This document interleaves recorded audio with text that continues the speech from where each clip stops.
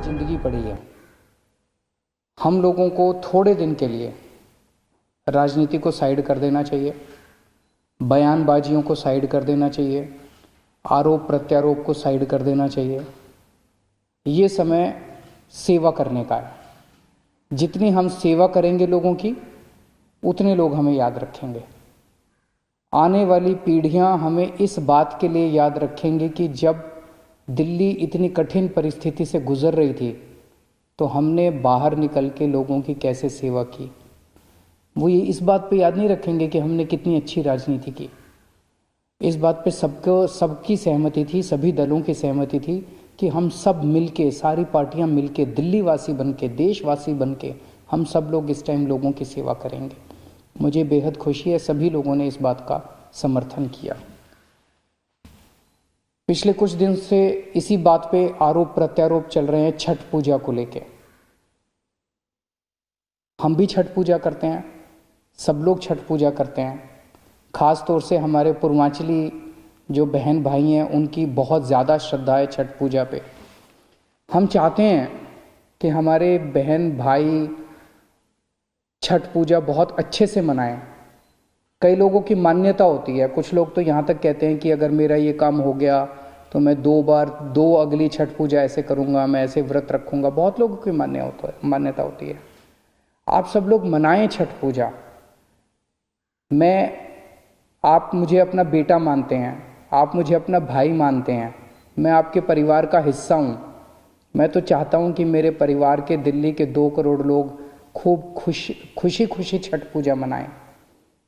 लेकिन आप सोच के देखो कि अगर हम बाहर किसी तालाब के अंदर 200 लोग एक साथ उतरेंगे और उसमें अगर एक को भी कोरोना हुआ, और हो सकता है, कोरोना कईयों को होता है, पता भी नहीं होता, अगर एक को भी कोरोना हुआ और अगर हम 200 लोग उस तालाब में उतरे तो सबको कोरोना हो जाएगा 100%।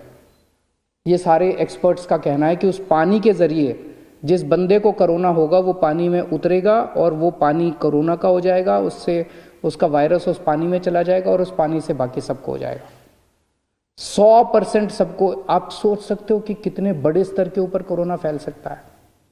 तो छठ पूजा करने की मनाही नहीं है, केवल और केवल इतनी मनाही है कि किसी भी पब्लिक पॉन्ड पे, किसी भी पब्लिक तालाब पे, किसी वाटर बॉडी के अंदर हम उतर के एक साथ छठ पूजा नहीं मना सकते।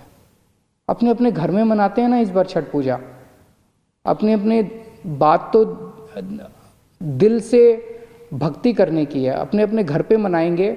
और यही सोच के कई सरकारों ने पब्लिक पॉन्ड में, पब्लिक वाटर बॉडी के अंदर, पब्लिक पानी की किसी भी उसके अंदर छठ पूजा मनाने के ऊपर, गुजरात सरकार ने सूरत में, अहमदाबाद में पाबंदी लगाई है, मुंबई में पाबंदी लगाई गई है, हरियाणा में पंचकुला में पाबंदी लगाई गई है। तो यही सोच के लगाई गई है। मैं क्यों चाहूँगा कि छठ पूजा धूमधाम से ना मना पाए लोग? हम क्यों चाहेंगे? हम तो चाहते हैं कि सब लोग धूमधाम से मनाएं। जब से हमारी सरकार बनी है, दिल्ली के अंदर छठ पूजा मनाने के लिए कितनी तैयारियां करते हैं। सरकार कितनी तैयारियां करती है, सरकार कितना बजट देती है छठ पूजा की तैयारियां करने के लिए। लेकिन इस बार ये महामारी है और आप ही की सेहत के लिए, अपने परिवार की सेहत के लिए हम ये कदम उठाने पे मजबूर हुए हैं। छठ पूजा मनाएं, अपने अपने घर पे मनाएं। बाहर एक साथ किसी भी तालाब या किसी भी ऐसी वाटर बॉडी में एक साथ ना उतरें, क्योंकि अगर हम उतरे तो सबको एक साथ कोरोना हो सकता है।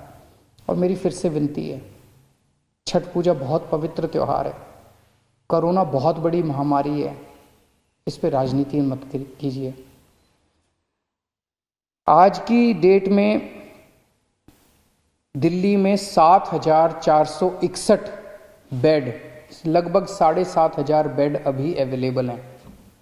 दिल्ली सरकार के अस्पतालों में, केंद्र सरकार के अस्पतालों में, प्राइवेट अस्पतालों में मिला के 7,461 बेड अवेलेबल हैं। लगभग 446 आईसीयू अभी अवेलेबल हैं। 450 के करीब मोटा मोटा मान लेते हैं आईसीयू अवेलेबल है। और सरकार ने आज कुछ अहम निर्णय लिए हैं बेड, कोरोना के बेड बढ़ाने के लिए और आईसीयू बेड्स बढ़ाने के लिए। अभी पिछले हफ्ते हम लोगों ने कोर्ट की इजाज़त के बाद लगभग 30-32 अस्पतालों के 80% आईसीयू बेड्स हमने कोरोना के लिए चिन्हित कर दिए थे। अब ये ऑर्डर आज दिल्ली के सभी प्राइवेट अस्पतालों के ऊपर लागू किए जा रहा है कि दिल्ली के सभी प्राइवेट अस्पतालों के 80% आईसीयू बेड्स कोरोना के लिए रिजर्व किए जा रहे हैं। इससे हमें उम्मीद है कि लगभग 300 से 400 और बेड्स प्राइवेट अस्पतालों के अंदर उपलब्ध हो जाएंगे। जो नॉर्मल बेड्स हैं, नॉन आईसीयू बेड्स हैं, आईसीयू के अलावा जो दूसरे बेड्स हैं, वो अभी तक 50% बेड्स प्राइवेट अस्पतालों में कोरोना के लिए रिजर्व थे। अब इनको बढ़ा के 60% बेड्स को कोरोना के लिए कुछ दिनों के लिए रिजर्व किया जा रहा है, जब तक ये महामारी पीक चल रही है।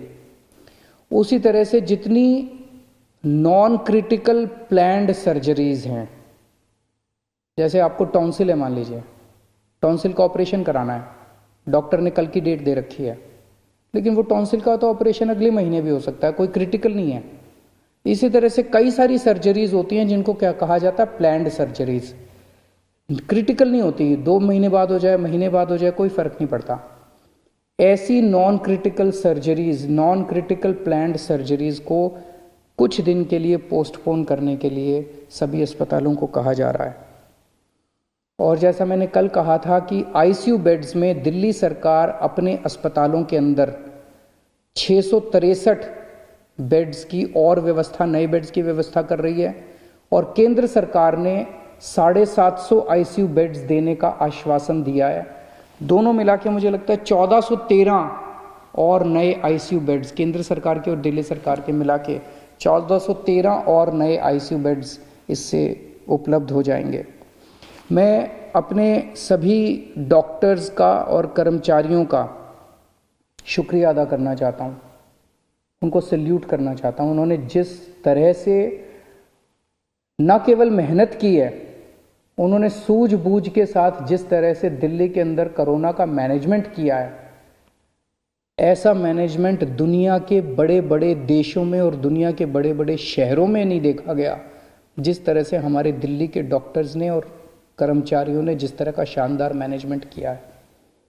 मैं आपको एक छोटा सा उदाहरण देता हूं। न्यूयॉर्क के अंदर, न्यूयॉर्क अमेरिका में है, अमेरिका कितना एडवांस्ड देश है। न्यूयॉर्क के अंदर 6 अप्रैल को उनकी पीक आई थी। 6 अप्रैल को उनके 6353 केस थे। उस दिन 6353 केसों में उनकी 575 लोगों की मौत हुई थी। और जो वीडियो आ रहे थे वहां से कि कॉरिडोर में पेशेंट्स पड़े हुए हैं, बेड्स अवेलेबल नहीं है, अस्पताल के बाहर सड़क के ऊपर पेशेंट सब पड़े हुए हैं, वेट कर रहे हैं कि जब बेड खाली होंगे तो हम अंदर अस्पताल के अंदर जाएंगे। बुरा हाल था चारों तरफ, और इतनी डेथ हो रही थी, बॉडीज एक दूसरे के ऊपर पड़ी हुई थी। इसी तरह की तस्वीरें स्वीडन से आई थी, इसी तरह की तस्वीरें फ्रांस से आई थी, इसी तरह की तस्वीरें इटली से आई थी। जब बेड्स खत्म हो गए थे, लोग बाहर पड़े हुए थे, लोग जब उनकी पीक आई थी। आज दिल्ली के अंदर लगभग पिछले हफ्ते 8,500 केसेस तक हम पहुंच गए दिल्ली में। लेकिन हमारे डॉक्टर्स ने इतनी शानदार, हमारे मेडिकल सुपरिंटेंडेंट्स ने, मेडिकल डायरेक्टर्स ने, डॉक्टर्स ने, मेडिकल फ्रेटर्निटी ने इतनी शानदार व्यवस्था की है, इतना शानदार कोविड का मैनेजमेंट दिल्ली में किया है कि दिल्ली के अंदर ऐसी व्यवस्था नहीं है। दिल्ली में आज भी 7,500 बेड्स अवेलेबल हैं, आज भी 450 आईसीयू बेड्स अवेलेबल हैं। कॉरिडोर के अंदर पेशेंट्स नहीं पड़े हुए, सड़कों के ऊपर पेशेंट्स नहीं पड़े हुए। इतनी ज़्यादा पीक आने के बाद भी 100-125 के करीब डेथ्स हो रही हैं। नहीं होनी चाहिए, ये भी ज़्यादा है, इसको कम करेंगे। लेकिन जब आप इतने एडवांस्ड कंट्रीज से कंपेयर करते हो जहाँ पे बुरा हाल हो गया था, मुझे लगता है हमारे डॉक्टर्स ने बहुत शानदार प्रदर्शन किया है। इन सभी डॉक्टर्स की ये समय है हम सब पीठ थपथपाएं।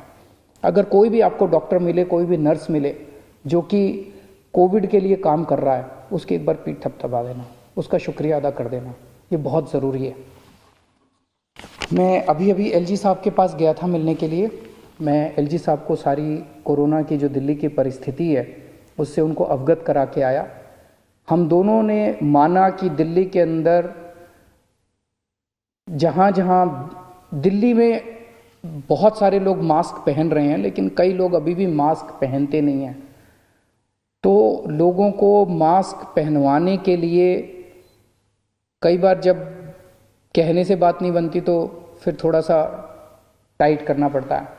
तो फाइन अभी 500 रुपये था, इसको बढ़ा के 2000 रुपये फाइन किया जा रहा है कि जो जो मास्क नहीं पहनेगा उसके ऊपर 2000 रुपये का फाइन लगाया जाएगा। मेरी सबसे अपील है, इस टाइम मैं दिल्ली के सभी लोगों से अपील करना चाहता हूँ, जितनी सामाजिक संस्थाएं हैं, जितनी धार्मिक संस्थाएं हैं, जितनी पॉलिटिकल पार्टीज़ हैं। आज मैंने पॉलिटिकल पार्टीज़ को भी यही कहा, मैंने कहा कि आप अपने सारे कार्यकर्ताओं को सड़क पे उतारिए और उनको मास्क दे के भेजिए कि वो मास्क बांटे। कोई अगर सड़क के ऊपर मिले जिसने मास्क नहीं पहना हुआ, जितनी धार्मिक संस्थाएं हैं उनसे भी मेरी यही निवेदन है, सबको मास्क बांटिए। अगर आपने मास्क पहन लिया, आपके कोरोना होने के चांसेस बहुत ज़्यादा कम हो जाते हैं। तो मेरी सभी संस्थाओं से, धार्मिक संस्थाओं से, सामाजिक संस्थाओं से, पॉलिटिकल पार्टी से सबसे निवेदन है कि अपने अपने कार्यकर्ताओं को मास्क दे के सड़क पे उतारिए कि वो मास्क सबको बांटे कि सब लोग मास्क ज़रूर पहने। अगर आप मास्क पहन लेते हैं तो आप कोरोना से काफ़ी हद तक बच सकते हैं। और अगर आप एक किसी को मास्क पहना देते हैं तो आप ये सोचिएगा कि उसको कोरोना से बचाने का आपको पुण्य हो गया। एक आदमी को आपने कोरोना होने से बचा लिया, इस बात का आपको पुण्य हो गया, इस बात का आपको सुकून मिल सकता है। नमस्कार। All right, that was Arvind Kejriwal, the Delhi Chief Minister, after that all-party meeting, addressing that at this point in time some extremely important points that he's mentioned, talking about the situation in the national capital, reiterating how important it is to wear masks, and also saying that the fine for not wearing a mask is now going to be increased to 2,000 rupees as compared to 500 rupees earlier, and also pointing out the rationale behind why Chhath Puja celebrations are not being allowed outside and should be celebrated indoors. But we're going to slip into a very quick break and we will come back with lots more.